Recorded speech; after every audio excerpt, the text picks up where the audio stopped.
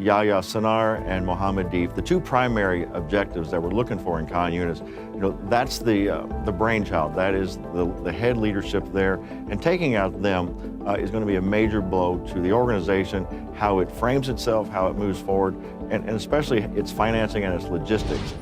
Israeli troops are pushing deep into the belly of the beast, the southern Gaza city of Khan Yunis, for what may be their biggest and most important battle of the war.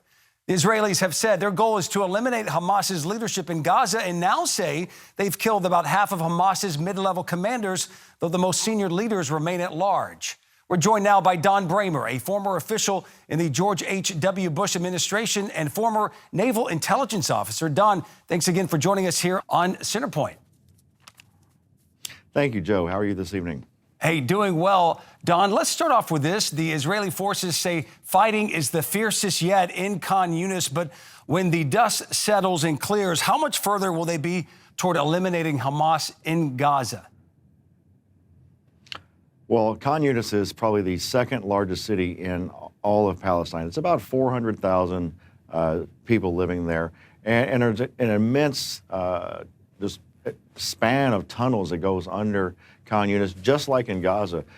In the beginning of the war, we had about 300 miles of tunnels throughout Palestine, and that's cut in about half right now. But what we see is the leadership, which, as you mentioned, about half of it's been eliminated. But our two top, as the two aces of the deck, are still remain at large there in Khan Yunis. But Don, is there a concern because Israeli forces have also wiped out, like I said, those mid-level commanders? Is there a concern to you that the more you cut down, the more will rise up?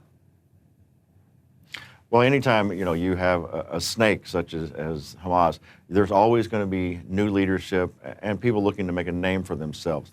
But I think as we look at Yahya Sinnar and Mohammed Deif, the two primary objectives that we're looking for in Khan Yunis, that's the brainchild. That is the head leadership there, and taking out them is going to be a major blow to the organization, how it frames itself, how it moves forward, and especially its financing and its logistics. There's always that risk, but I think those two snakes, once they're dead, is going to be a huge blow to Hamas. The U.S. and other countries are obviously concerned about civilian casualties because so many civilians have fled to South Gaza. How are Israeli forces approaching this problem? And from October 7th and now 50-plus days in. Well, I think the Israeli forces have always taken civilian casualty at heart, even whether they're Israeli or Palestine, issuing warnings, allowing people the time to move, to displace. But you have to look at it from the Hamas side. These terrorists are the ones who use civilians as fodder, as shield, and I often prevent them from being able to move to safety. In many cases, they have told Palestinian civilians that if you leave, we'll kill you anyway.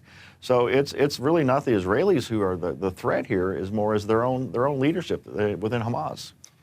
We've heard this report that Israeli forces are reportedly considering pumping seawater into those tunnels that you mentioned a minute ago that we've discussed the last 50-plus days, the terror tunnels of Hamas and how they operate.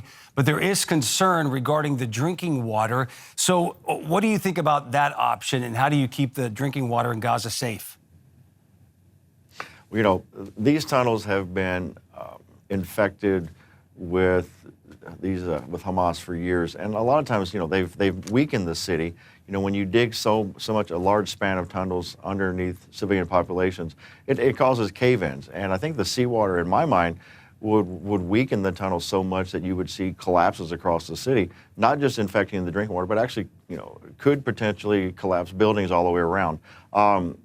In my opinion, I would look at smoke first, and then maybe look at seawater for smaller areas.